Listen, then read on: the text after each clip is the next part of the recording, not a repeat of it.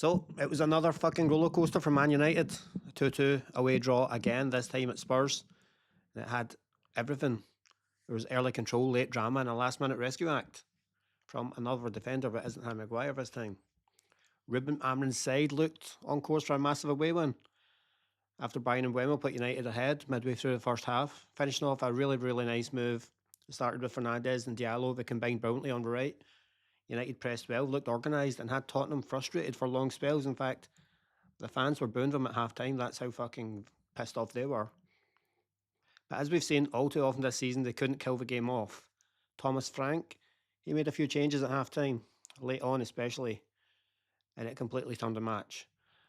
Matthijs de Ligt equalised with a sharp finish in the 84th minute before Richarlison luckily flicked on a header right in front of the goalkeeper. He had no chance. It was a stoppage time winner.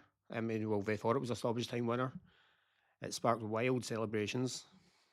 Man United went down to 10 men because Sesko had picked up an injury and we'd already used all our subs. And just when it looked down and out, up popped Matthijs de Ligt with an absolute cracking header at the back post. He rose above everyone and smacked the ball onto the net with his big square dome. So, is it a point gained? Is it 2 points lost?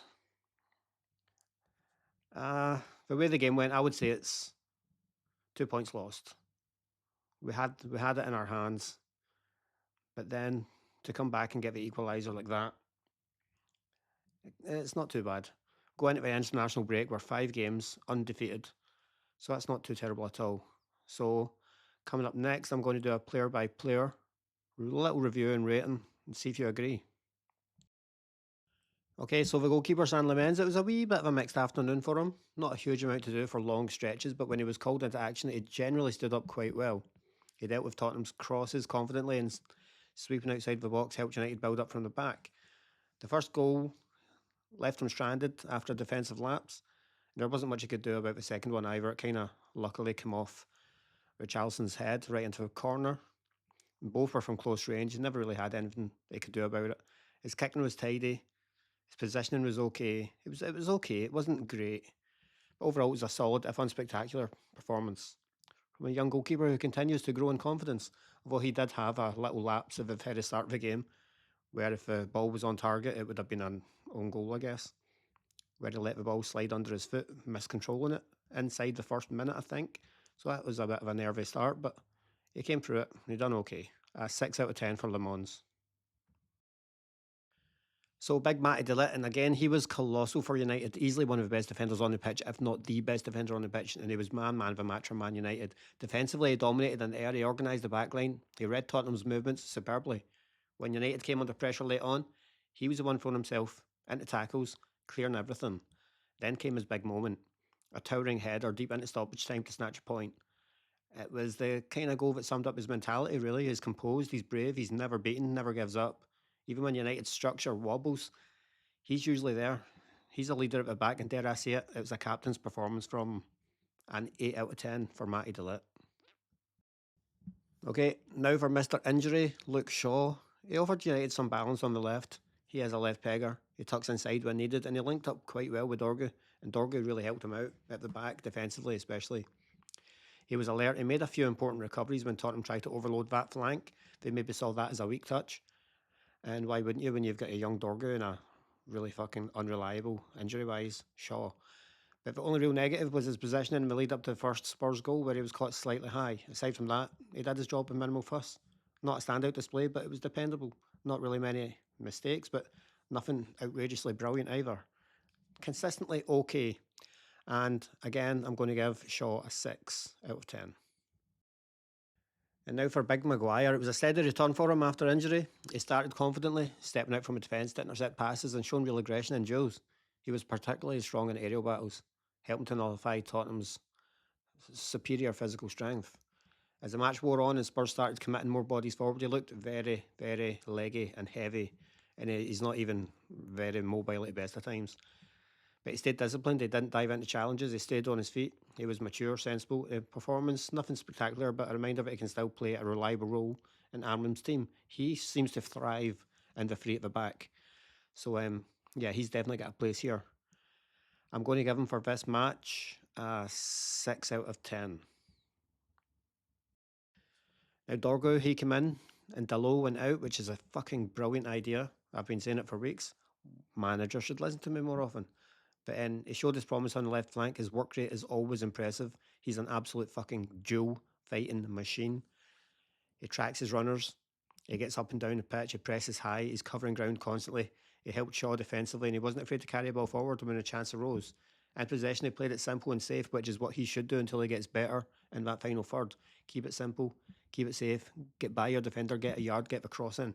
And he done it. He done it a few times. His crosses weren't very good, but he done it. He'll want to add more attacking threat to his game for sure. He'll need to work on his crossing. He'll need to work on making inside runs and outside runs. But his discipline, his defensive work really make him stand out. He is a defensive, I think, unit. And he's going to be a big part of this team for years to come. I'm going to give them, for this performance, 6 out of 10. Needs to do better going forward. Now we have Mazraoui, who was playing on the right wing back position. He's back in the side after his layoff. I mean, he gave United some energy and technical quality. This guy is a really good footballer down that right hand side. He linked up neatly with Diallo in the first half, creating some promising moves and helping to stretch Tottenham's back line. His stamina faded as we went on in the game, as you would expect. He was been out for a month or so. And defensively, he was pinned back once Spurs started chasing the game. Still, he looked composed on ball and gave Amorim's system more balance than it's had in recent weeks, and definitely more quality over the low.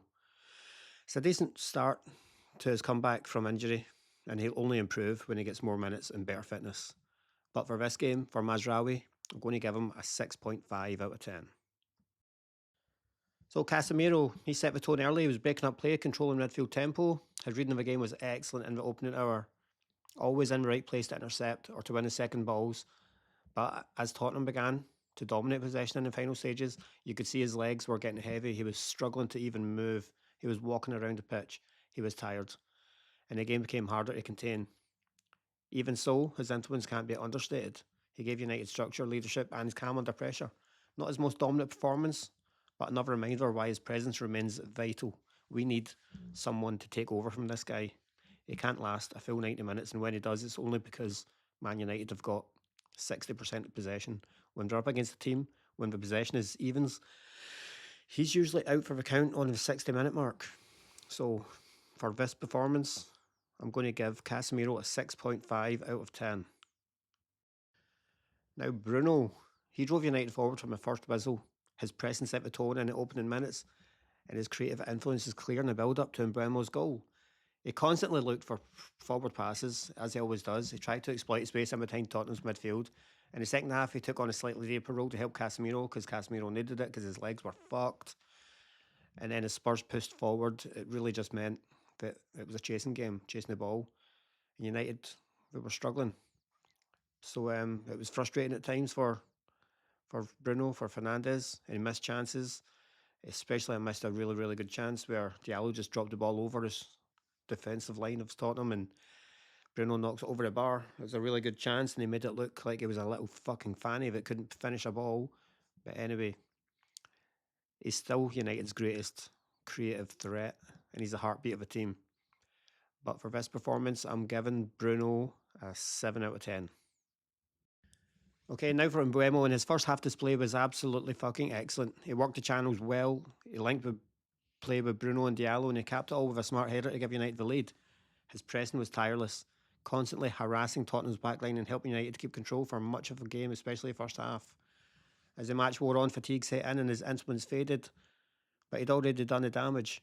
He was a constant outlet and transition, and arguably United's most effective attacking threat on the day. And I'm going to give him a 7.5 out of 10 for Mbeumo. Now for wee Ahmad. And he was sharp, he was inventive, he was especially in the first half, he was really good on the ball. His quick feet, his movement opened up space for Mbeumo, and he was involved in several of United's best passages of play. He obviously got an assist for Mbeumo's header in the first half, and he laid on a good chance for Bruno, who absolutely fucked it. But he tracked back well as well. He was helping Mazraoui on that side. He knows the defensive duty because sometimes he plays that wing-back role, so he's got to help out. That's his job. And his influence kind of waned over the space of a match, but that's only because Tottenham got back into it. Overall, this was a really good performance, an encouraging performance. He looks like a player full of belief, and he looks like a player that's just going to keep on getting better and better. Unfortunately, we're probably going to lose him for a wee while when that stupid fucking African Nations Cup happens. So we're going to lose him. We're going to lose Mbuemo. It's going to be tough. We're going to need people like Mazraoui, like Dalot, like Mount, like Menu. He needs to start playing as well. We're going to need these players to step up. But anyway, for this match, Diallo with an assist and a couple of good key passes, a really good performance, defensive display as well. He gets a 7 out of 10. And now for Matty Kuna, and Kuna's movement and energy were crucial early on. He dropped deep to connect play, held up play well, and he worked hard to drag defenders all over the place. However, he struggled for service, and after half time, he looked like a shadow of the player that he was. At later stages, he was just chasing balls, chasing players, chasing shadows. He was trying to press, sometimes by himself, but he never stopped running. That's what you get with this guy. Even having a bad game, he will run all fucking day. But his impact inside the box was minimal. In fact, this has probably been his worst display for Man United in a Man United shirt. A performance of graft rather than quality. And that's the first time I've seen that from him. But he puts in the work. He didn't quite have the end product. And for that, Kuna gets a 6 out of 10. Okay, and that's it. That's another game done. It's another weekend done. It's a dramatic one for Man United. I mean, we don't really do 0-0 draws, do we? It was 2-2, it was away, it was at Tottenham. And it sums up where this team is right now.